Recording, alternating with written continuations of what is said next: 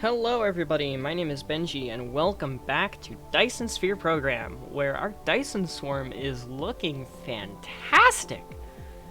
Look at that nice bright blue ring around this nice bright yellow G-type star.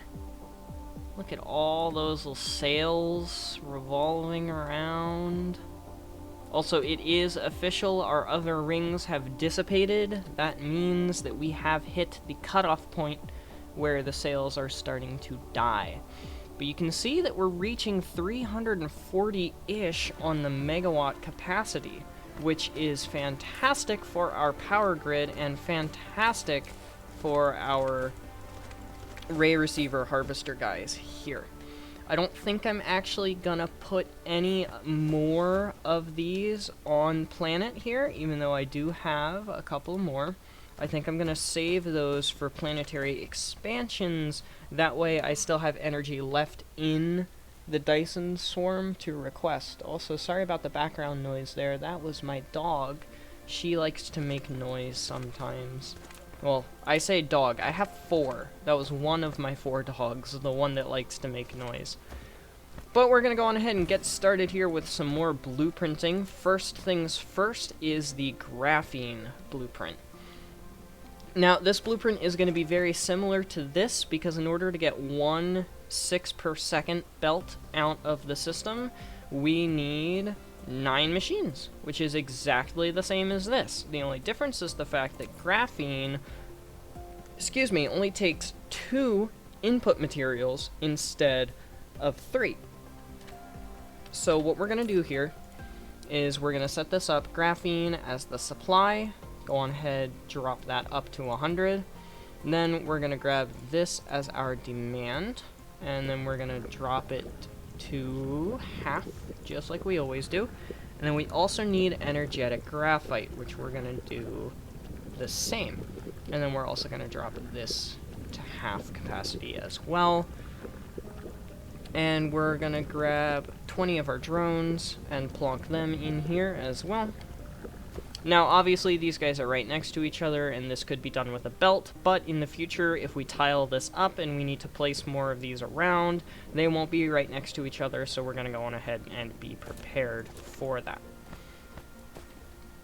Now, the way this is going to work is we're going to have the sulfuric acid coming out on one belt, the graphite coming out on another belt, and to my knowledge, it's going to need to be Mark 1 for the sulfuric acid and a Mark 2 for the graphite.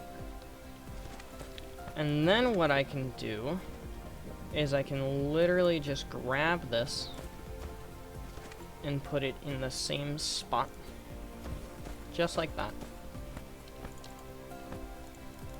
But I can make it graphite instead, or graphene instead. Go on ahead, get our guidelines out for spacing. I told you this would be fast. We're already like halfway done. Then we're going to need our output belt like this. And then our input belts wrap around like so. And then we're going to have 5.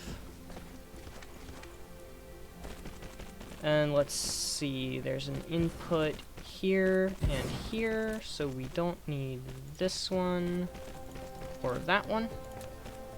And then we can do this and this. And last but not least, we can have our output belt come all the way down in like this. And then we grab that and do the same exact thing. Then we grab this, wrong place, we take it out, and we copy, paste, and then we can put one of these here and here, go to over here and here, and go to over here and here, just like that, and graphene has been fully completed. I told you guys that wouldn't take long. Didn't I? That's what I said at the end of last episode, is that that wouldn't take long. I was right. It did not take long. We already did 14, 15, so this would be 16. Graphene. And it's pretty simple, so we don't need to actually put anything there. And just like that, it is finished. Next up on my list for today was getting our sciences finished with our new planetary logistics systems. Now, that's going to require ripping out the systems that we currently have and moving all of our science to a more permanent location. Where this more permanent location is going to be, I have actually yet to figure out. I want somewhere that's decently close to the equator line, and actually, the area that it's in currently might not be bad. The only thing I'm a little worried about is the red science, because I have an idea for the red science that just takes it straight from oil into red science through the use of X-ray cracking, but that's going to require a decent amount of space. And if it requires a decent amount of space and I don't have the space, it's pretty simple. I can just not do it. I think we'll do it up here, actually, because there's a couple of crude oil nodes, but there's really not much else up here. So yeah, up here toward our power plant is going to be our new and improved science location. So I'm going to get over there. I'm going to make sure I have all the materials that I need, and I will let you guys know when we get started on science. So here we are up in the southern portion of the world, where we have all of our electromagnetic rail ejectors, I can't speak, and all of our thermal power plants. And here we will begin our science. So the way that I would like to do science is a little differently than all of the rest of the automation I've currently been doing. I want to have all of the science up here, and instead of having to belt all of the science into like a planetary hub and then have everything just kind of like everywhere, I want to have all of the science made, and then I can belt the science to the labs, which I forgot to grab because I'm stupid, so I'm going and grabbing those now. So I want to have all of the science production being made up here, and then all of the science belted from here to a main lab position, which I'm gonna be doing at the pole, actually. I'm gonna go on ahead, platform all of this, and then make the labs, because I really like the look of having all of my labs on the pole of the planet. I don't really know why. So, in order to get science, the way that I want to do this, because of how the late tier sciences work, the late tier sciences require longer and longer times to craft, so I really just want to focus things in terms of approximately 3 or so per second, instead of having a full belt, and then obviously we'll just have things back up over time. So in order to get 3 of the blue science per second, we're going to need roughly 9 machines. And that's a pretty easy thing for us to do. I also need to leave room for proliferation, actually, so I'm going to go on ahead and bring these guys out, and then we'll have proliferation. So if I put the lab here, that should probably be enough for a proliferator. Essentially, I need to make sure that I can put a proliferator right there. So if I have that there, that means come on. Yeah, I can place these right up against it. Okay, cool. Got it. If I can put it right up against it, that's all that I need to know. Because I need to leave one belt space in the center there. Like that. So if I need 9 machines, that's gonna mean that would be 4. And then if I do this, that's 8. It's gonna look ugly if I don't have this symmetrical. So we'll go on ahead, we'll do 12. Just like this. Because I don't really see a reason why not to. It's not like it's gonna take that many more resources in the grand scheme of things. And then we're gonna have number 1, filtering out the side. Number, not 1. I'll fix it in a second. We're gonna have number 2, filtering out. And the 2 ingredients, if we remember from episodes, I don't remember what it was, like 1 and episodes 2, it is the green circuits and the magnetic coils in order to make the blue science. And then we're gonna need the same thing on this side, run the belt, and run the belt. And now the other step is going to be the proliferation.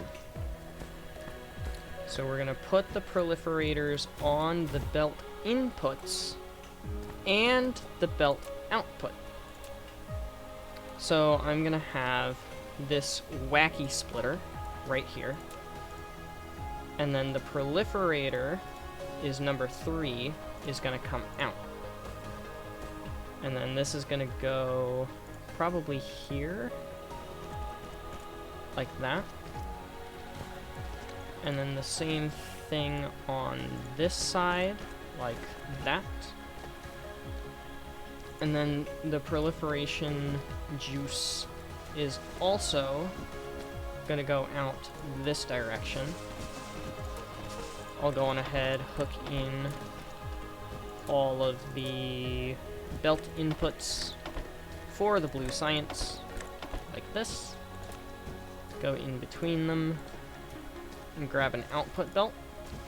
That will go to the labs. And then we're also going to proliferate this science on its way out. Just like that. So now the materials that go into the science are going to be proliferated, which is going to give us extra science. As well as the science that comes out is going to be proliferated itself, which will give us extra research per cube. Which I think is just phenomenally handy. Oh, come on, you've got to be kidding me. Exit! I'm so used to playing other factory games. The controls are so weird.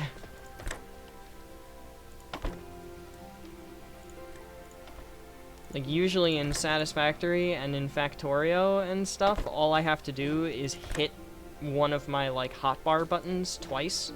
But I can't do that here because the hotbar buttons are the F keys. And the F keys are a pain in the butt to hit. Can I fit any of this in the center? No. Okay, cool. So we're gonna have to go with this method again in order to power the output belts. Does that still power the output belt? It does still power the output belt. Good. I wasn't sure. And then we do that, and then we do this. And now we have ourselves blue science all finished. Just like that. And the only other thing that we need to do is request the proliferator juice. We're gonna go on ahead and start demanding everything like that. And then we're gonna route the science up this way. Let me make sure I left enough space for a chest. I did. Good. because with the chest, what we're going to want to do is we're going to want to have some inputs and an output. Just like that. And now we can go back to our old setup. We can grab all of this science, and then we can put it into this bin. Which I should actually probably get to work on. Ooh, wait, whoa. Ah, some of it wasn't proliferated yet. That's fine. I am gonna shut this down, though, before it gets any farther than that. Because non-proliferated science is inefficient. We want it to be proliferated. But with that, I'm gonna go on ahead. I'm gonna go grab the rest of the science from the old science rig, and then I'm gonna flatten out an area up here for us to actually conduct our research. So I'll be back momentarily. Something that you'll notice as I'm clearing all of this out is the fact that we originally had like 750,000 soil piles, and we're already down so many soil piles. These things are so valuable. It's not even funny how valuable the soil piles are. So it is mega important to keep those things intact and make sure that you can actually, you know, have more of them and not just waste your resources. Also, apparently that's not working the way that I would like it to. I just need to make sure that I have enough room for 3 input belts on one side and then 2 input belts on another side. That's what I need to make sure that I've got the room for. And it looks like if I go on with this configuration here, it does what I wanted it to. Which is very nice. And then we'll just route all of the science in on one of the actual polar sides, and that'll be fine. So for now, we only do have 2 science. So we can have the blue and the red, they'll come up, and they'll eventually make their way over to here. And then we'll just have the red, I guess, coming... Or, well, the red or the blue. Oh, that's gross. Why is it doing that?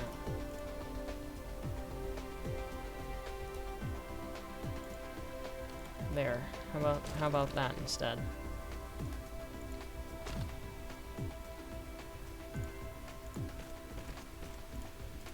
It looks kind of gross, but it's unavoidable when you get this close to the poles, and it's honestly, it's gonna be worth it. It's gonna 100% be worth it, because having these polar designs for science looks so cool once you actually get it moving and grooving and get everything working properly. Like having one pole where you just have these absolute stacks of labs is phenomenal. It's one of my favorite things in the game, I have to say. But I am gonna have to deconstruct and reconstruct all of these with the new thing now that the belts are in, so yeah, I don't know if you guys really want to watch that, so we'll just go on ahead and boop it. We're gonna go on ahead and boop it. So now that everything is in, including the power, the last thing that we actually have to do is this, in order to get the power fully and entirely operational. And then we just have to run the belts, which is going to be a little bit interesting, because I have to follow these, like, fault lines down to here, and one of these is going to have to be for red science. Hey, wow, that one actually worked pretty well. And then that one will end up being for the other science, blue science, because those are the only 2 sciences that we currently have being done. And by that, I simply mean that we really only have blue science done at the moment. We're going to be working on red science next. So while the bots are building that, I'm working on that. I did bring over all of our science, and we do now have proliferation, so I feel comfortable putting that back in. And then we can just bring this up. One more. I was so close to getting that first try, and I would have been so impressed if I actually got it. But now that we have blue science, the next thing that we need to do is red science. And red science, let me just double check, we're shooting for roughly 3 a minute. We're gonna need 18 machines, which is a decent amount of machines for one science type. But what we can do is just follow the same sort of pattern here, and we can probably stack these in triples. Oh, I ran out of power. Do I have anything I can use for that? No, I don't. Ugh. Give. Thank. Now we'll charge. So if I do 3 of these, I'll only need 6 stacks of 3. Like this. However, this time I'm not going to be stupid. And I'm actually going to copy and paste instead of having to go in between all of the belts like I had to do last time. I pasted it in the wrong spot. Well, I guess I can't avoid being stupid. It's in my blood.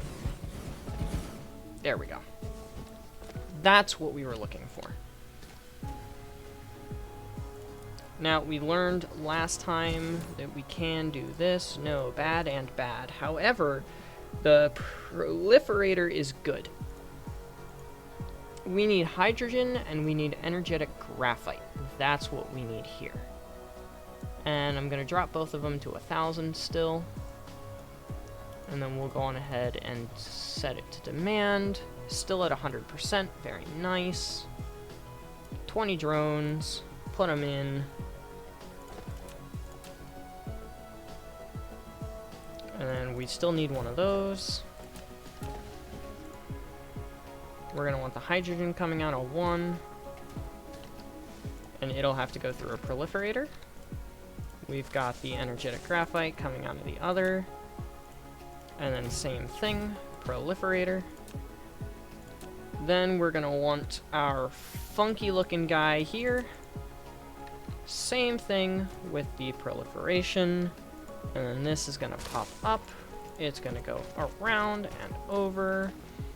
And then we do the exact same thing on this side. And we grab the proliferation juice. Put it here, here, and here. What side did we bring proliferation for the actual science? We did this side.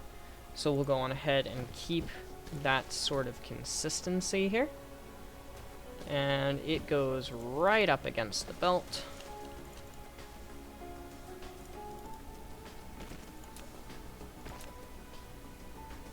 Like that. And this is actually exactly how I wanted it spaced. Wow. Issue there is the fact that... Come on. There. Where are my drones going? They're going all the way over there? What in the world are they going all the way over there for? I mean, I know the answer to that, but still, come on, man. Can I not hit that? Seriously? I'm gonna have to get closer and see if that's for real.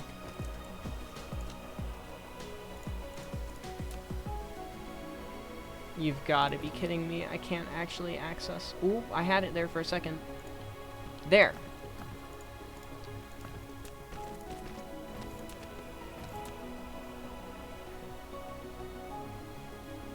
Come on, I can see it bouncing around.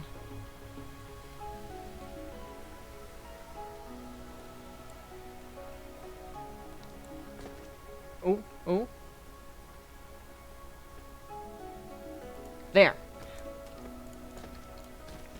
It's like a little mini game. A very annoying little mini game. Let's see if I mucked it up that bad on the other side. No, I did not. Thank goodness. I did not want to have to do that. I did not want to have to do that again. And there we go. Last but not least, we hook in the power. Come on, let me get around. Thank you. We hook in the power. This is all good. And lo and behold, we have our red cubes finished. Now, the last thing that I would like to do for today is a bit of a temporary setup for our yellow cubes. So yellow cubes are very stupid, and they're the next thing that we need to do. Yellow cubes require titanium crystals and diamonds. Diamonds are the easy part. Diamonds just use energetic graphite, smelted once again to make diamond. The titanium crystals require organic crystals, which require plastic and a whole bunch of other stuff that we haven't done yet. However, you probably noticed there that there was a second recipe. This is painful. There's a second recipe for the organic crystal. This is why I have been mining trees religiously. I have been mining trees so often so that I can try to get some organic crystals and wood and leaves and water. So we're going to make a temporary setup to get the organic crystals, and then a temporary setup to put those into titanium crystals. And actually, before that, I'm going to check our time, because that might actually be all we have time for today. So I just checked the time, and actually that is all we have time for today. So unfortunately, we'll have to get into the yellow science next time. But with that little bit of yellow science, what we're going to be rushing for is the interstellar logistic systems.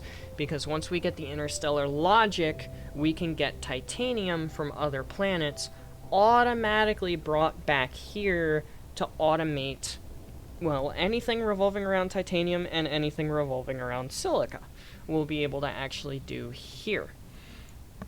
But in order to do that, we're gonna need the high-strength titanium alloy. And actually, that's it. That's it? That's it? Really? Because we already have the reinforced thruster, which requires the green motors. And the titanium alloy. High-strength titanium alloy just needs steel, titanium, and sulfuric acid. And then these guys just need, yeah, the thrusters, the alloy, the microprocessors, and okay. Well, I wasn't expecting it to be that easy, actually. I'm not gonna lie, I was not expecting it to be that easy. The only other thing we really want that also has to do with the yellow science is this deuterium stuff for the mini fusion power generators, which we'll have to get into a little bit next time as well. That'll be the next power solution, and boy howdy is it a solution, let me tell you. But since that is everything that we have time for today, thank you everybody so much for watching. I hope you have enjoyed. But without further ado, adios, sayonara, au revoir, hasta la vista, das vidania, auf Wiedersehen, ciao, and goodbye. Please have yourselves all a wonderful day. Get some sleep if you need to. Don't forget to stay hydrated, and I will see you guys in the next one.